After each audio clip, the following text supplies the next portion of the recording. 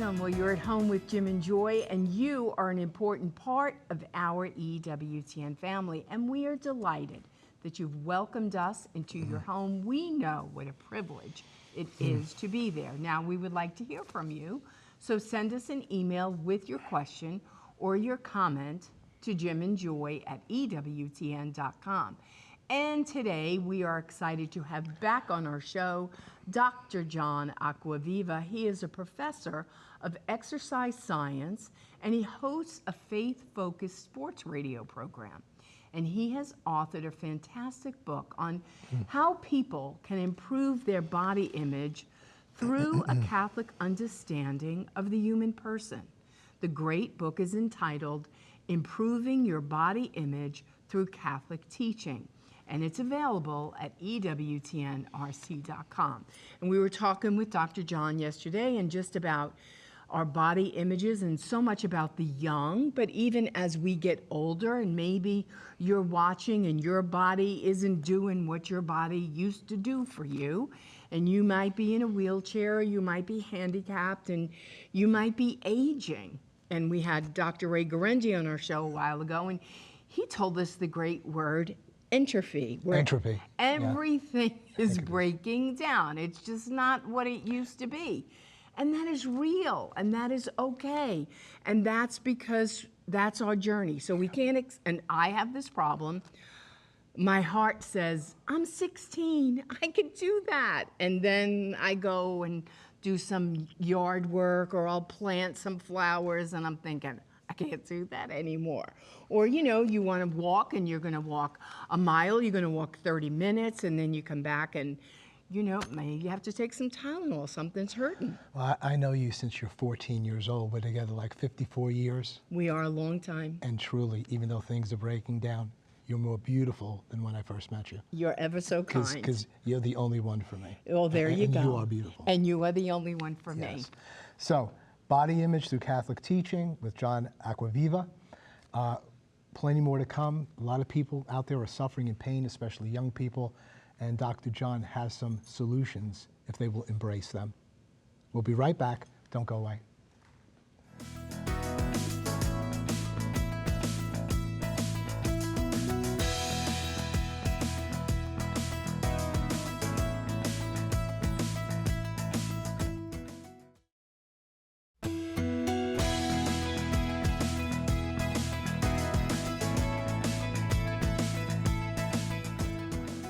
Welcome back. We're excited to have with us again Dr. John Acquaviva. He's a professor of exercise science. He hosts a faith-focused sports radio program. And boy, oh boy, if you've been into any sports event lately, we need to be faith-focused on how we just participate as grandparents and observers in the stands. He has authored a fantastic book on how people can improve their body image through a Catholic understanding of the human person. This great book is entitled Improving Your Body Image Through Catholic Teaching, and it's available at ewtnrc.com. Well, we have so much to talk about, but first we want you to catch our family up in case they didn't catch the show yesterday. Tell us a little bit about the book, how it works, because it's in 2 parts. That's right. So tell our family a little bit about your book, why you wrote it, and how to use it. Sure. The main reason I wrote it was because so many people suffer from some type of body distortion, body image issues, body dysmorphia. They're all synonyms of one another. 70% of women, depending on the demographic, it changes between 50 and 70%, but about 1/3 of all men and boys suffer from some type of body image issue. And so that alone means it's a big part of our population. And I thought there were some decent answers out there, but almost none of them, in fact, none of them involved cooperating with God's word to us and how we should view why we were born, what is he asking of us. And this book is really broken into a couple parts. The first part of the book is why the hysteria, like what has caused this, these major issues in people. And I discuss everything from social media to figurines and dolls and everyday conversations that we have amongst ourselves. And then I conclude the book, or near the end, I talk about what is health and good perspective on what is health and why we should engage ourselves in physical activity and eat well and so forth. But it kind of really culminates with, what is our faith? What does our Catholic faith have to do with that? What do the sacraments have to do with this? And how does a life of prayer assist in this issue of body image? The second half is really meant for like the campus minister, the high school minister of Catholic students, and there are activities that they can do to address this issue in the open, and then it will put them on this path of healing. You know what's interesting is last year I was asked to speak to a group of middle schoolers, and there was 200 of them there. And I did one presentation on sportsmanship, because as you guys are probably going to mention, I wrote this book on improving your sportsmanship through Catholic teaching. And I gave a half-hour presentation on that, and then I gave a half-hour presentation on this book here. And the interesting thing is at the end, there was about 10 minutes for Q&A, and every question, about 20 questions, were about sportsmanship and not about body image. And the reason, of course, is, I theorize this, but is that it's such a personal thing. But it also shows the damage that people have had in their hearts and in their spirit, and they just have a difficult time addressing it publicly because it's somewhat embarrassing, right? Right. Well, and it's rejection. That's right. It's rejection and then, of so self. there you are, and it's like, I didn't make the team. I'm not good enough. That's right. And then that affects not only my athletic performance, but my body image and who I am, which could only then lead on to the increase of more depression. That's right. In someone so young. This is really all a part of the culture of death. It is. It really is. It's and that's Satan's modus operandi. To do that, to hate ourselves, to negate ourselves, the child in the womb, and so the demonic is at work and the psychological is at work. You were sharing at the close of the other show some of the hope, some of the solutions, some of the remedies. You mentioned theology of the body. Yes. You can unpack that a bit more fully, or any other realm where you want to go, where we must go as Catholics. Yeah, I think truly the center is a life of prayer. And one of the things that we can do in prayer is ask God, why am I here? Like, why did you make me? You say that I am wonderfully made. What does that mean? And then just reflect on that. The Catechism has one of the most powerful words. In the English language, it mentions the word cooperate. We must cooperate with the Spirit. We must cooperate with what God is asking of us. In other words, we have to open up our hearts, and that's what I'm asking of the readers of this book. That's what I'm asking of the people who are struggling with body dysmorphia, to cooperate with the sacraments. The sacrament of Eucharist is giving thanks. Let's give thanks for what we have instead of what we don't have. Our body is made for improvement, sure, through physical activity and being active with our kids and our dogs and so forth, but it's also meant to serve others. And that's partly what JP.2 was saying, John Paul II, what he was saying in his theology of the body, which was the main fuel for me writing this book. Like, what is the purpose of the human body? Why were we embodied? And like the Psalms, for instance, are rich with pray so the enemy stays from us. And this is one of the reasons, for instance, we want to stay away from whatever triggers us to have a poor body image. I mentioned this in yesterday's show, that the social comparison theory is the more we look at images, videos, movies that are compelling, that kind of display the human body that seems to be perfected, the more we compare ourselves to those images. And of course, we'll lose every time. Because even if those people are real and there's been no photoshopping and no enhancing of that photograph, they are chosen for that video or that photograph for a reason. They're young, their skin is tight, they're tan, they're almost perfectly built and so forth. But the fact is that's not why God put us here. God put us on this earth for a life of servitude toward one another, especially in the family life. We are servants to our spouse, we are servants to our children to take care of them and so forth. And a life, and a prayer life in particular, where we reflect on that and give God thanks for those opportunities is going to mean a more healthy life, and we're going to turn away from this imperfection thing called the human body. Right. And you talked about the sacraments aiding us and assisting us, You know, and when we received the Eucharist, and we just came off this beautiful, you know, we're still in this Eucharistic revival, but we had this beautiful Eucharistic Congress that happened this summer, and the beauty of the Eucharist when we say, Jesus, may I become what I consume. Yeah.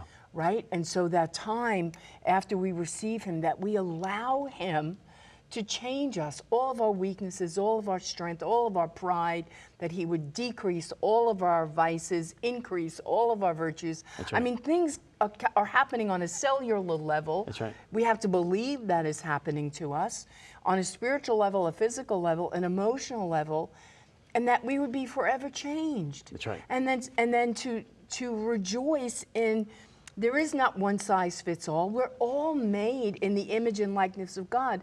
We are uniquely and wonderfully made, but we all have a different design. That's right.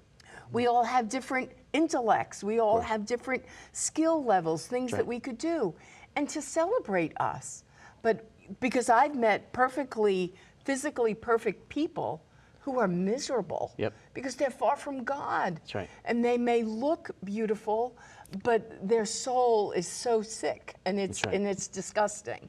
And so we have to really, as a society, as a church, present ourselves and be effective witnesses in who God's called us to be. Absolutely. And the other thing I love about the Catechism is it clearly says that the first teachers of the faith are the parents. And that's why I wrote that other book called Raising Your Kids with a Healthy Body Image, because so many, it starts, like for instance, by the time that the 16, 17, 18-year-old person gets to that book, a lot of damage has been done. It can be reversed, though, as we just talked about. And I mean that sincerely. I believe that can be reversed. Yes. But it begins so young that I think any Catholic, any Christian that accepts these teachings of theology of the body, and that, you know, centered all around this, you are uniquely and wonderfully made. And if it comes from the parents and they're sharing that with their son or daughter from an early age, that person has a much better chance in this society. Never forget that the evil one is very much at work. Anything that is the opposite of what our Lord teaches us, they are against, right? Whatever, it's just the opposite. And then all these things in our culture are eating away at this thing called body image. You know, a point about the current culture, you know, one of the most fascinating things about the last couple of years, COVID in particular, body image issues increased even more. And you know why? Zoom. Right. Because so many kids, for instance, had class, like our kids, they had class via Zoom.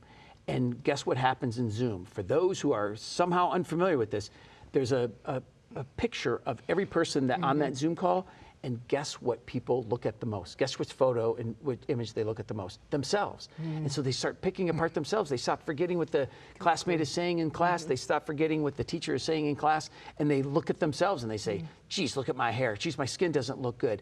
Gosh, I'm not as pretty as I thought. I thought my muscles were bigger on camera, and so forth. And it was actually one of the biggest problems within that culture. And who would have thought people were staying home? You would think it would just be the opposite of that, that people were more healthy had a more healthy view of their bodies, but staying home actually internalized a lot of those issues. Well, it brings to mind the words of our Lord, you know, unless you humble yourself and become like a child, you will not inherit the kingdom of God. Think about that phrase. Think about how we as parents need to live that way and share that with our children. Yes. Because as they get older into those teenage years, more aware of their body and so on, children don't have that much self-awareness about who they are. And it's such freedom. Right. Well, we need a degree of self-awareness, especially as we grow older. But we need more of a lack of awareness about ourselves and that focus. Christ can give that to us. And that those who lose their lives in that self-focus, you're going to find your life. We're so self-focused. We're just so, I would say enamored, but we're really not enamored. We're just critical. That's right. So somehow that has to be part of the parents' role, that they get divine affirming love from their parents that love them in this unconditional way, that take the essence of their being out. And we do this at our pregnancy medical center with some of the women. We speak about the feminine and what it is. Yeah. Because I don't think we could just speak ourselves into this self-acceptance and accepting our bodies. I think the sacraments and confession and other people, especially parents, and people who are truly trying to love someone need to give the person the gift of themselves, that the person can't do that for themselves. That's right. In its entirety. It has to come from God, but God working through people and working through the sacraments and these other means. An extension of this is, over the last couple of years, about 4 years ago, when our kids started getting of age where they could be responsible for volunteering, Alicia and I, my wife, thought this was so important. And we do this on a monthly basis where we serve others, in particular the homeless in this nearby community. And when they do that, it checks off a lot of boxes, Absolutely. right? This is part of what the Lord asks us. This is part of what the church asks us. But also, it deflects the mirror onto themselves toward other people, people that aren't near as fortunate. Some of these people are handicapped. Some of these people have other mental issues, and they are actually turning around and serving them. And that is a big part of the purpose of the human body, is to serve others, not just within our families, but within our communities. And we think it's chipping away at this. We think it's doing what it's supposed to do. Well, and that's again, yet the parents leading the way, That's right. as to say, this is part of our formation. That's right. This is what we do as Catholics, we serve and we give. But if the parents aren't modeling that, Right. the kids aren't going to catch it unless maybe they're being led by their youth group or right. somebody else is leading them in their way. But the great hope that is coming from their mom and dad. But remember the first teachers of the faith, right? It can come from somebody else, but the most powerful word comes from mom and dad. And if they show that, we have showed, like, in other words, our youngest ones, they can't remember a time where we weren't volunteering for the poor. And that's one of the things that we want to instill in them. Is it making a huge difference in their hearts? We don't know exactly. Over time it will. That's right. And we know that this is part of the process of calling ourselves Christians. Right. Well, and what we did, and we had 4 kids, the greatest thing we've ever given our children, and I tell them this, is we hope and pray we imparted to you God's heart. That's right. And all 4 of our children have God's heart. They're servers, they're doers, because that's the only place that's going to happen is in the family. They've right. been in more abortion clinics. They've been, we've done great things with them in serving and giving themselves away. Very We're going good. to take a break at this point, hold you over for a few more minutes. It's improving your body image through Catholic teaching. You can go to EW10RC.com. You mentioned also a book, Improving Your Sportsmanship Through Catholic Teaching and Common Sense. That's at EW10RC.com as well. We'll be right back. Please don't go away.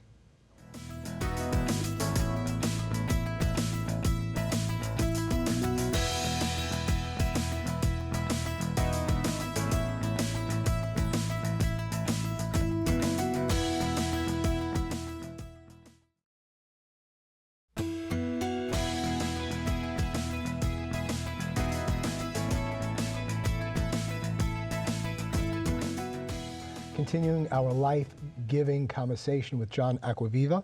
John, so I heard about the second book on sportsmanship and teaching. You got this on body image, teaching.